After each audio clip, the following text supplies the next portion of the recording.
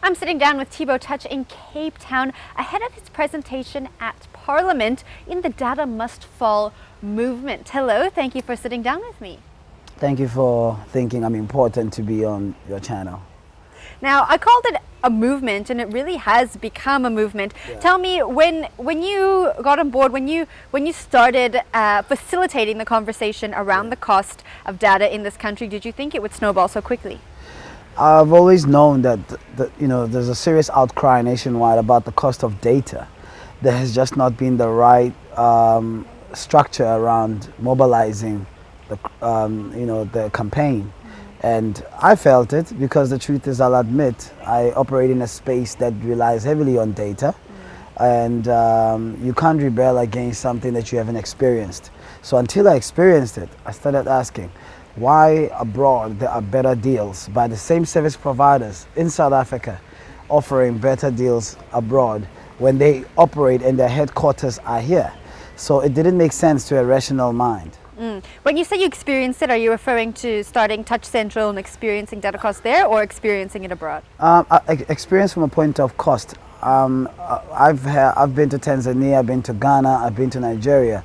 So I've made my comparisons from the same service providers that are here in South Africa, and it didn't add up for me why they have such an exorbitant charge towards their primary base, which is South Africa.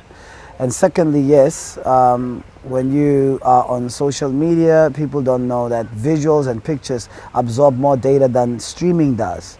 So this space that I've operated from Touch Central has taught me a lot around costings and data, and realizing how people have been ripped off over the past.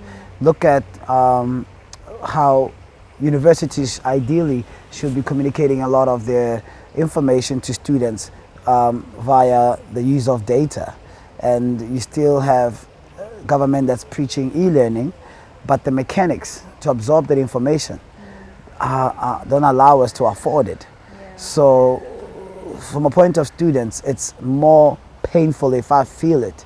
What more is a student who's trying to probably upload a lesson or solicit information from Amazon, textbooks that are available online, you know?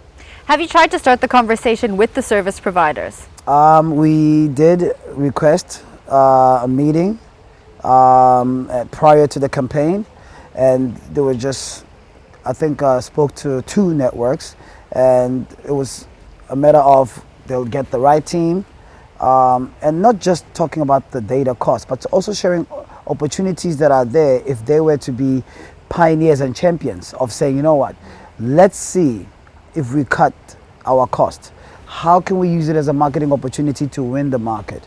So I've presented a strategy for a volume-based versus value-based. Currently, the strategies are based on value. You know, if we price high, people have no options, they'll still come. Whereby I believe if they were to push for more volumes by reducing the cost, you will see a lot of people porting to whoever that support the cause. I think I was reading an article earlier. It said South Africans spend 25% of their salary on data and accessing the internet. The modern day Maslow hierarchy of needs has changed. The need for food, shelter, and clothing isn't as paramount as the need to communicate. If you are a refugee seeking asylum, and you land in any country, or if you a tourist, you land, the first thing you do is to inform your family you've arrived safe. Secondly, you look for shelter. But all of those things, before you acquire them, the use of internet, the use of data is paramount in navigating your way. If you're a 23-year-old entrepreneur trying to get funding from any bank, you're not going to submit or send your idea or proposal to any investor out there by post mail.